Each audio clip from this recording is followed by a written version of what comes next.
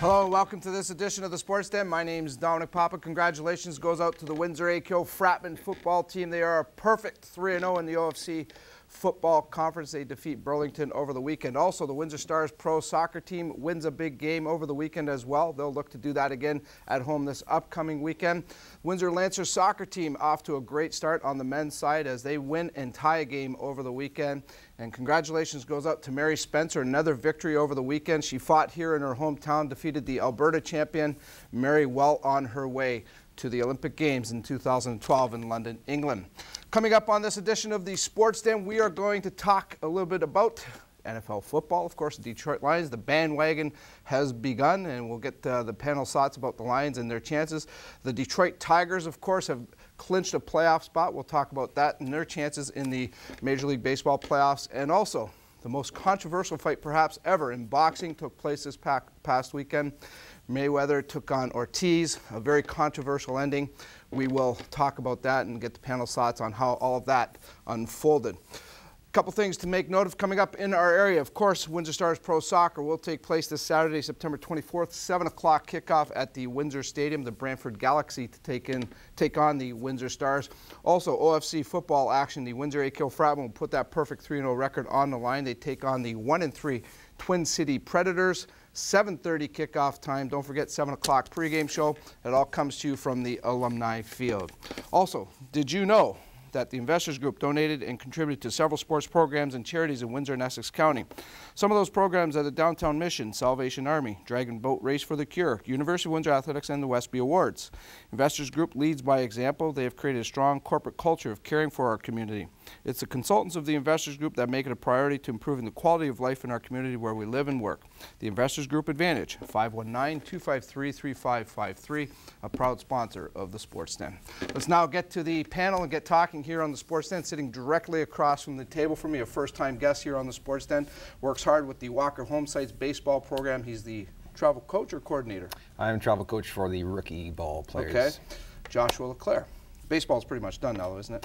We're right through in tryouts for the little guys last weekend and then this weekend, and we're gearing up for next year already. I think every sport now goes 12 months a year, doesn't it? Pretty much, yeah. How was the year this year, Josh? We had a successful year. We had the Pee Wee AA OBA championships at our home park, Walker Homesites, and we were finalists. So a few good teams this year, and Rick Pryor's a great president of the organization, and we're doing well. And yeah, it's a great program, Walker Homesites, and you mentioned Rick Pryor. He's been on our show, and he does a phenomenal job. It's a great program there, and really, I was amazed when I spoke to Rick on a few occasions at the history that Walker Homesite has. Yeah, 50-plus years. I think we're going into our 54th year. Just watched a video at our travel banquet last weekend, and just amazing, the pictures and the history of that program in the area. All right, good stuff. You're part of it. Congratulations, and thanks for coming in, okay? Thanks for having me. Also on the show today, no, he's not a first-time guest, but he's a first-time guest in a different capacity, that's for sure. He's the Community Relations, Media Relations Coordinator for the Windsor Spitfires, taking over from Rob, and he's doing a great job already. Todd Shearon is with us. Welcome to the show, Todd. Thanks for coming in. Good to finally get you in. We've been trying for a little while to get you back on, but you're a very busy man, aren't you? Especially with hockey starting this week, getting my first home opener under my belt, and hopefully we get these kids out there and get them a few wins this season and make the city proud. Talk to me about the job and how much you're enjoying it, I would imagine. It's a lot of work, but you're enjoying it. It is. It's not overly difficult. It's just non-stop. When you're there, you always have something going on, and then 10 things that just kind of pop up on the go. So getting through it, having fun, loving every minute of it, and it's time for hockey. Yeah, absolutely. We're excited about it. Of course, Spitfires will have their home opener this upcoming Thursday against Guelph. TV Kojiko will be there. 7 o'clock drop of the puck. We'll have all the action for you. Also on the show with us, a veteran of the Sports Den, works side by side with me on the local Line on Sports radio show. Does a great job reporting there, Mr. Brian Thompson. It's well, you wear the cap proudly today. I wear the cap proudly during 0-16. You did too. You did. I have to give you credit on that one. But this must be a sports time paradise for you. I was at work yesterday, and I'm flicking the scores. I'm like 48-3. My score app isn't working. What the heck's going on? Did you think that was a typo or something? Yeah, I thought that was a typo, and then I started reading the stats. And as long as Stafford's healthy, this is going to be a good year. Yeah, I think that's key with the Lions. You know, that they've got to stay healthy. We're going to talk a little bit more about the Lions later on in the show. I want to start things off talking boxing, though. Of course, if you watched the Mayweather-Ortiz fight on the weekend, you saw a very controversial ending. I've never seen anything like this in my life. This is boxing, though. This is what gives boxing a black eye, I think. It's just my opinion. Mayweather wins the fight on a knockout in the 4th round. Ortiz wasn't even ready to fight after a stoppage. There was a headbutt, which I thought was really ridiculous on Ortiz's part. But the referee calls a timeout, more or less, gets things settled down in the ring. They take a point off Ortiz. And I didn't see a signal from the official, Cortez, but Mayweather thought he saw it in 2 punches, and Ortiz is on the canvas. All right. What do you guys think about this one? Well, I agree with the black eye thing. This is what people don't look to see. They want to see a clean fight. They want to see a solid fight, but they don't want to see this crazy disruption in the end. I don't know if it was an intentional headbutt. It looked like with the, the adrenaline and what going on, he might have forced his body up. But either way, they took that call and lost the point. And then from there, it just took a sour turn. So. Yeah, I think Ortiz kept going in there to make amends with him and tap gloves and hug. He went in there, kissed him at one point. He did right away. And he tapped gloves, and by the time just before he got punched, he tapped gloves again, and he went to hug him again, and he took a half a step back, and boom, he was out. Yeah. Right. So legally, it was legal, but it was dirty. Well, I think it was dirty. Yeah. You know what? Go ahead, Brian. Give me your thought. But it was legal. Yeah, it was legal. You always defend, and that's what I loved about Mayweather. He said you always defend yourself at all times. He did not defend himself. I'm sorry, you don't go in for a kiss during the 4th round. No, you don't. You do that after the fight with your manager or whatever. You headbutted him, that's your problem. You talk with him after. You always defend yourself at all times. Yeah, he had this UFC approach. Ortiz did, like whenever there's a low blow in UFC, they tap gloves, they take a step back, and then they engage. And Mayweather had none of that. He took that, almost like the refs tapped his gloves and then, boom, it was it. He wasn't looking. It was terrible. Ortiz had his hands to his side. He wasn't ready for anything. The first one came in nowhere. The second one came completely blind. Now, Joshua, when he went to kiss Mayweather, we're talking about a boxing match here, folks. But that was right after it happened. I mean, and yet he was still trying to make amends with him. I agree, but. How much of the official has to shoulder the blame here? And he stood by his ground. He stood by what I thought he lost control in the ring, though. That's where I blame him. And I think the shot from Mayweather was cheap. As much as he wants to win, and he's got that competitive edge in him, and you could say it was game on there. Fine. You know what? There's still I guess you want to win respectfully. Not with a cheap shot. And it was, I think, perfectly clear that Ortiz was still trying to make amends, tap gloves, again, and Cortez, he was all over the map in the ring. I don't know where he was at, and he did. I didn't see him signal for the fight to continue on. That's where I think the question mark comes up. I'll agree with that for sure. He turned his head, he brought them together, they waited, and Ortiz had his hands open, like again for the hug. Ref was looking completely away. The 2 shots came through and it was over. He just turned and started counting. Yeah, he didn't even see the 2 shots. Usually when there's a engagement for the fight to begin again, the ref separates the 2 boxers arm's length apart and says, "Fight. Go." Yep. So that was never given. That's where the ref kind of lost. That's where I think maybe there's an argument to your point, Brian. Is that was never given, and I think you have to fault the official that he didn't have more control in that ring. Yeah, the officiating was absolutely terrible in that respect, and they're tapping gloves, and the ref's looking over this way.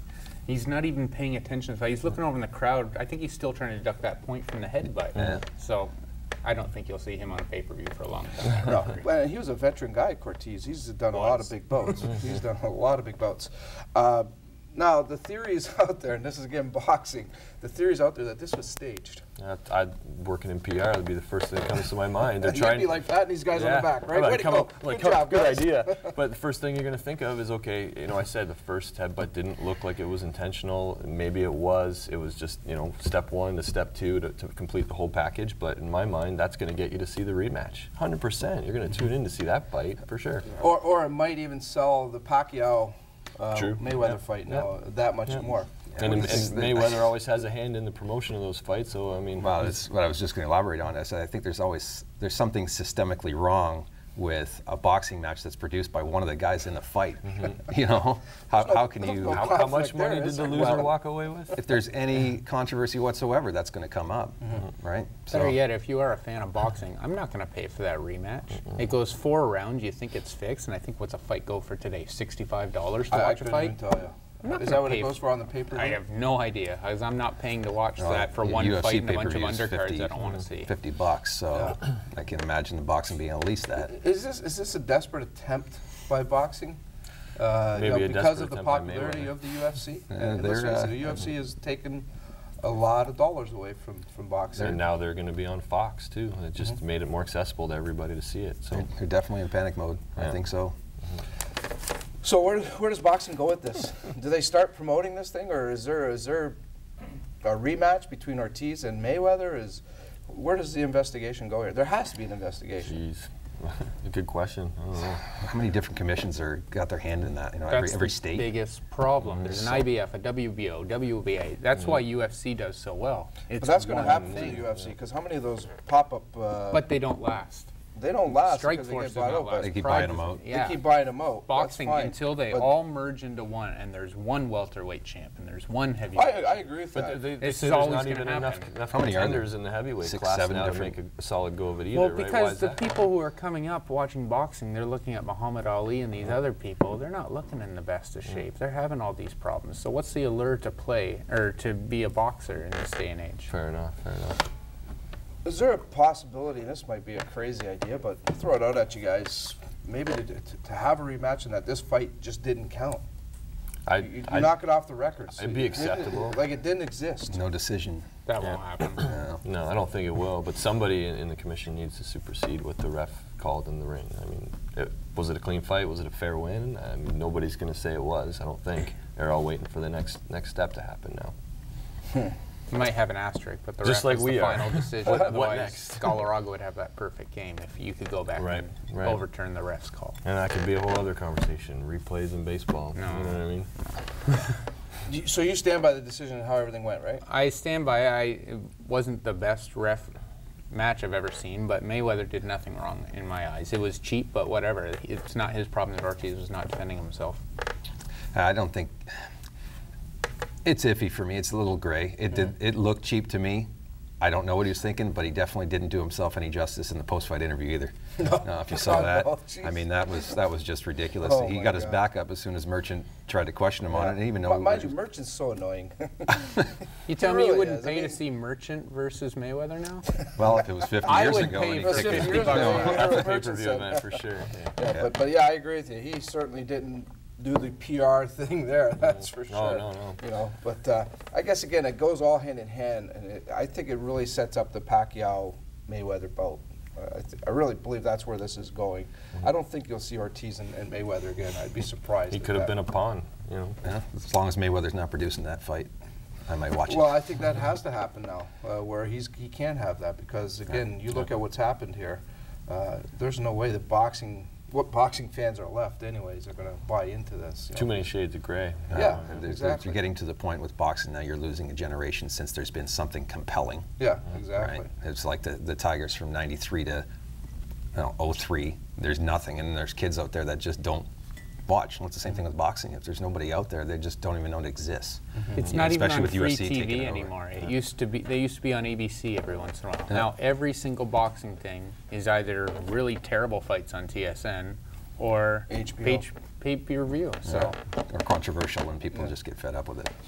Well, we're fed up with talking about it, so we're not going to talk about it anymore. That starts this the show. We're going to switch over to football. The Detroit Lions are 2-0. Very impressive victory over the weekend. They really thumped Kansas City 48-3. And boy, the people are talking about 16-0 over there already. I don't know about all that, I'm so happy for this Lions team that they've done what they've done the first couple of games. But whoa, slow down, guys. 16-0. Jeez. Talk to me about the first two games, though. with the Well, Lions. the first game, in my opinion, was great. They battled. They made a lot of mistakes. Some They mental won on the errors. road. Won on the road, and all I could hope for at that point is they come home and get one. And they did it in fashion. The defense that everybody's talking about could be one of the best. Didn't allow a touchdown.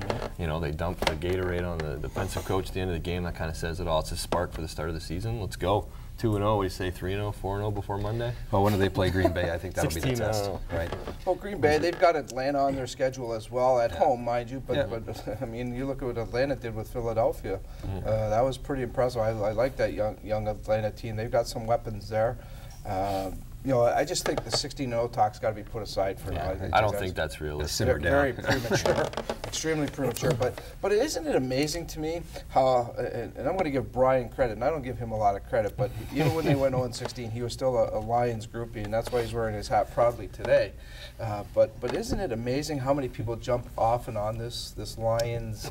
Because I could remember just even a couple of years ago, you know, some of these radio personalities over there just ripping this team to shreds.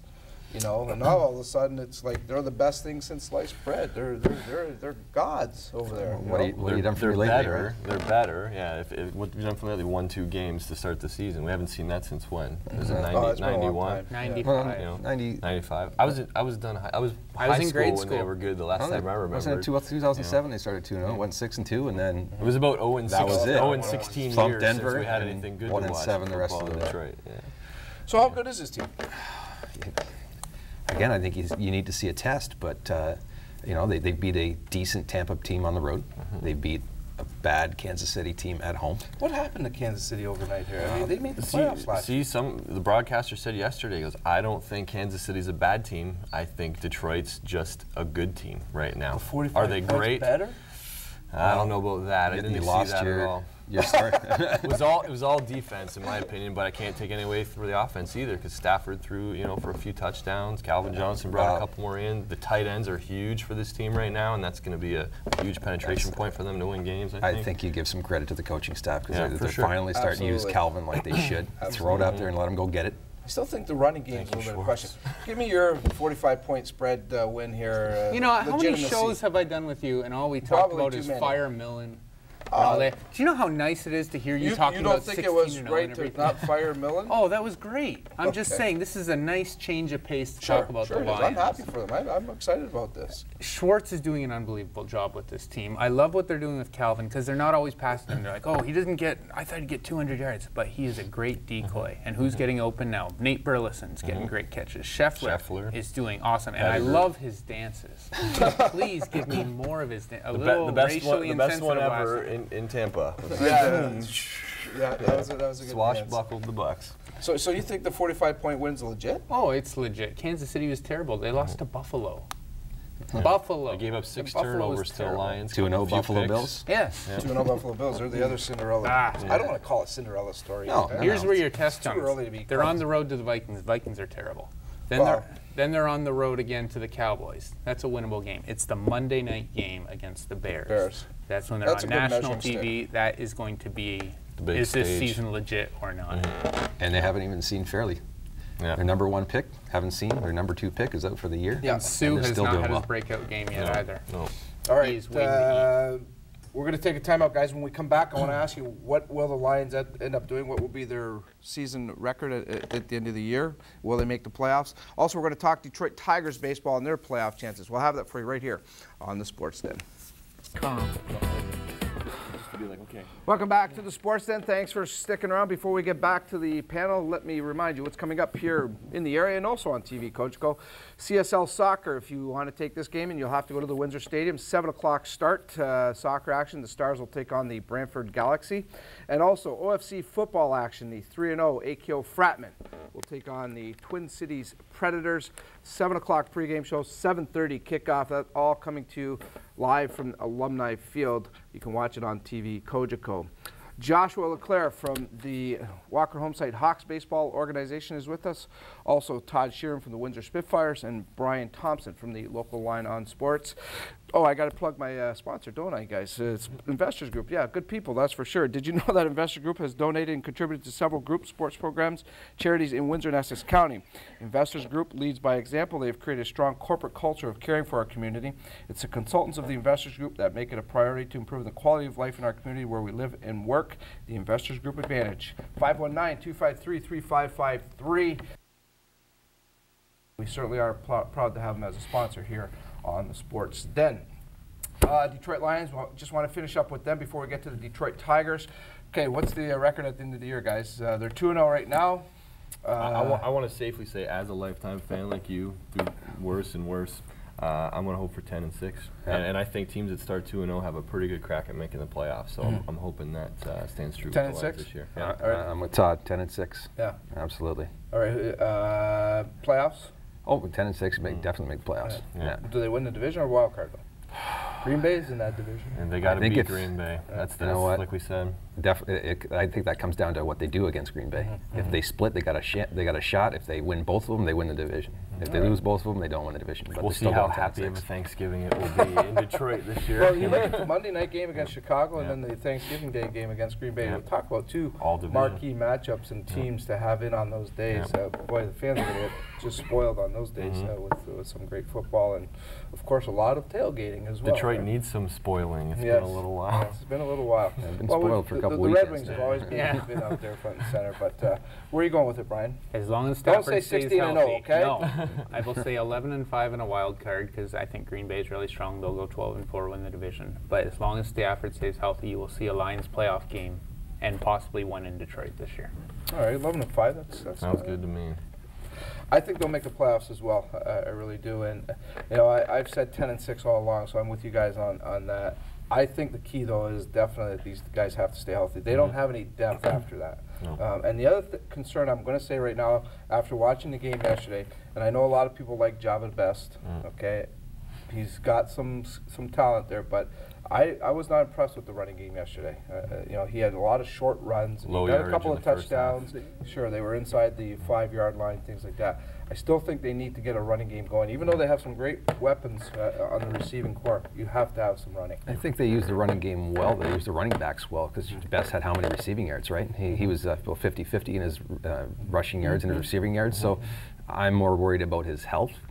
Well, again, that's they need a bruising back kind of guy, but they're using them the way they should use them in the meantime while they're kind of waiting for that guy to show up. All right, good enough. That's enough about the Lions. The other team we want to talk about right across the river, Detroit Tigers. They clinched a playoff berth over the weekend. What an amazing run this team is having. Unlike recent years where they've collapsed after the All-Star break, they've done just the opposite. They've probably been the best team in Major League Baseball since then. They probably have the most valuable player in their lineup. We're going to talk about that in just a second. Certainly he's going to win the Cy Young Award. All things are just going right for this team right now. I mean, they just can't seem to do no wrong here. They have to stay consistent. They can't let it all fizzle out. But they've done that. But they have to bring it into the playoffs now. They got a couple weeks left, and they got to hold on. Verlander throws another goose egg last night, 8 innings, I think, before Valverde locked it up.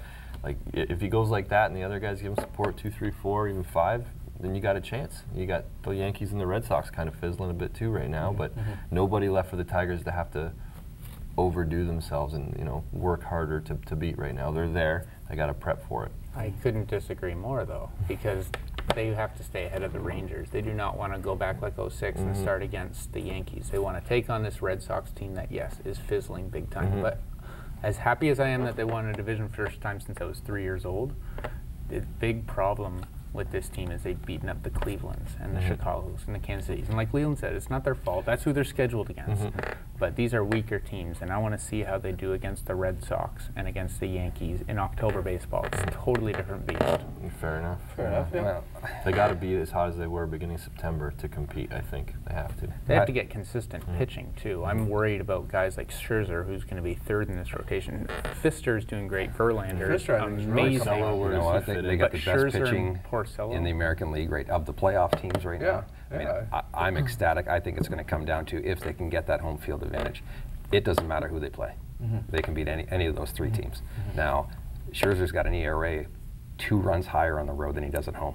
So that's gonna make Leland's decision pretty easy. If they get home field, Scherzer's going to pitch game 2, Fister's going to pitch game 3. If they don't get home field, it's going to be the other way around. Having said that, they got to win 3 games out of 5 no matter what. But I think home field's going to be big. If they get home field, they're going to win that first round.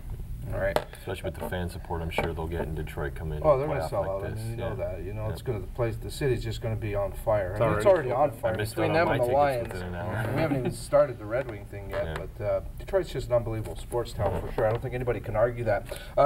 Verlander, he's going to win the Cy Young Award. That's a given.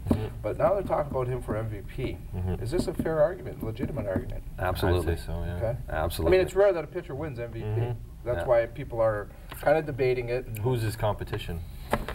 I'm asking you guys. That's why you're on the show. Well, you know what? We're on the street as everybody wants to say Granderson, another guy coming out of Detroit. But I mean, I love to say, yeah, great. I was a fan when he was here, but at the same time, is he that great for New York right now? He's got a low batting average. I think it's below 270. Yeah, 265. And he's got home runs, but he also has a team that gets guys on base all the time. So his RBIs are going to go up. He's going to see better pitches. You know, that's just my take. But is there anybody else that could get it other than Verlander? I don't know. Verlander is 24-5 as we talk today. And the Tigers are, what, 25, 26 games over 500? And Verlander's 19 of them himself.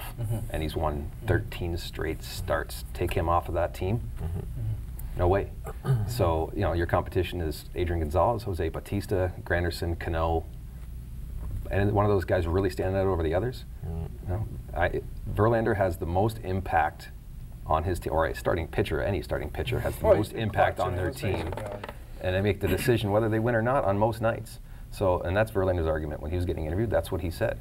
You know, I'm the biggest Tigers fan around, so I may be a little biased on this one, but in this particular season, he wins MVP. He's got my vote. All right. What do you think, Brett? I love Justin Verlander, but I don't think he's right for MVP. If Miguel Cabrera played 32 games a year and went 3 for 4 every night, he would not be considered MVP. And that's the problem with it. If they're Cy Young, that's what you should do, but pitchers I don't believe should be considered for the MVP just because there's a big difference between 32 games and a 162 game season. And guys like Miguel Cabrera, Mark Teixeira, and Curtis Granderson, they've had absolutely outstanding seasons as well, but they've had to do it every day, while Verlander every 4 days is sitting in the clubhouse. Valid point, and that's the thing. You have the Cy Young, which is essentially the MVP for pitchers. So do you have the chance, or should it make sense to give them both MVPs? Is he the best all-around player? No, he never sees the plate unless they're but should he be excluded because of that, though? Well, my argument to that, I think maybe, but I mean, it's not happening this year, so do we have... my argument for that is they created the Hank Aaron Award, and that's for the best hitter. Sure. Okay, and the Cy Young is for the best pitcher. Well, MVP has got to be everybody inclusive, right? Sure. There's one point, if you actually read the criteria for MVP, it says games played. That's one of the criteria. That's actually the least subjective of them, and then there's 3 or 4 that are very subjective. I think where the MVP voting goes wrong is those rules that lay out who you vote for MVP. Now, in any other season, I agree it's probably a hitter. But Verlander's on his way to being the first 25-game winner. The Village, and that's what